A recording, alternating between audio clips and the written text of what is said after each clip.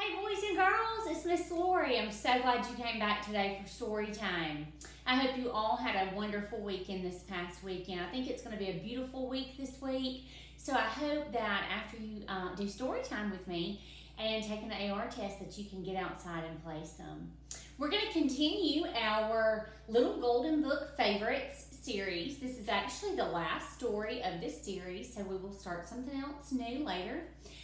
Today, the story that we're going to read is titled The Saggy, Baggy Elephant. It was written by the authors K and B Jackson, and then it was illustrated by Gustav Tengren.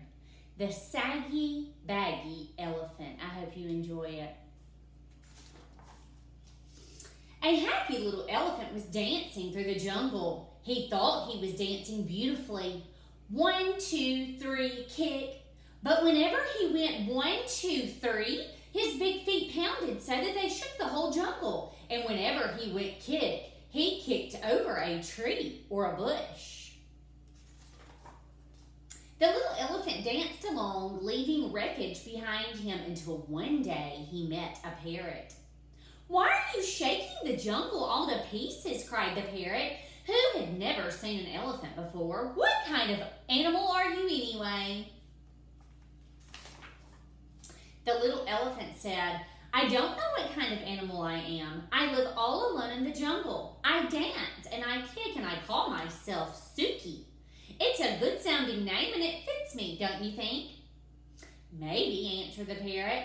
"But if it does, it's the only thing that does fit you. Your ears are way too big for you, and your nose is way too big for you, and your skin is much, much too big for you. It's baggy and saggy. You should call yourself Saggy Baggy." Suki sighed. His pants did look pretty wrinkled. "I'd be glad to improve myself," he said, "but I don't know how to go about it. What shall I do?" "I can't tell you. I never saw anything like you in all my life," replied the parrot. The little elephant tried to smooth out his skin. He rubbed it with his trunk. That did no good. He pulled up his pants leg, but they fell right back into dozens of wrinkles. It was very disappointing, and the parrot's saucy laugh didn't help one bit. Just then a tiger came walking along. He was beautiful and sleek. His skin fit him like a glove. Suki rushed up to him and said, "Tiger, please tell me why your skin fits so well." "The parrot says that mine is all baggy and saggy, and I do not want mine to fit like that. I want it to fit like yours." The tiger didn't care a fig about Suki's troubles, but he did feel flattered and important, and he did feel just a little hungry. "My skin always did fit," said the tiger. "Maybe it's because I take a lot of exercise." "But," added the tiger, "if you don't care for exercise, I shall be delighted to nibble a few of those extra pounds of skin off for you." "Oh, no, thank you. No, thank you," cried Suki. "I love exercise. Just watch." Suki ran until he was well beyond reach.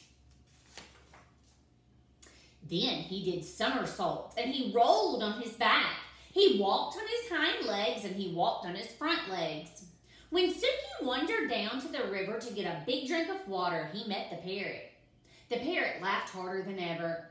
"I tried exercising," sighed the little elephant. "Now I don't know what to do."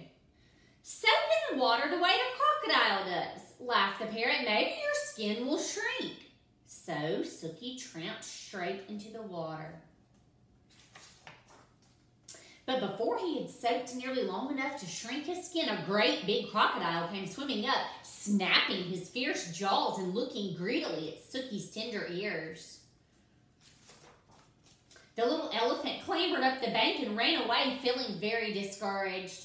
"I'd better hide in a dark place where my bags and sags and creases and wrinkles won't show," he said. By and by, he found a deep, dark cave. With a heavy sigh, he tramped inside and he sat down. Suddenly, he heard a fierce growling and grumbling and snarling sound. He peeked out of the cave and he saw a lion padding down the path. I'm hungry, roared the lion. I haven't had a thing to eat today. Not a thing except a thin, bony antelope and a puny monkey and a buffalo, but such a tough one. And 2 turtles, but you can't count turtles. There's nothing much to eat between those saucers they wear for clothes. I am hungry. I could eat an elephant. And he began to pad straight towards the dark cave where the little elephant was hidden. This is the end of me. Sags, bags, wrinkles, and all, thought Suki, and he let out one last trumpeting bellow. Just as he did, the jungle was filled with a terrible crashing and an awful stomping. A whole herd of great gray wrinkled elephants came charging up, and the big hungry lion jumped up in the air, turned around and ran away as fast as he could. Suki peeked out of the cave and all of the big elephants smiled at him. Suki thought that they were the most beautiful creatures he had ever seen. I wish I looked just like you, he said. You do, grinned the big elephant. You're a perfectly dainty little elephant.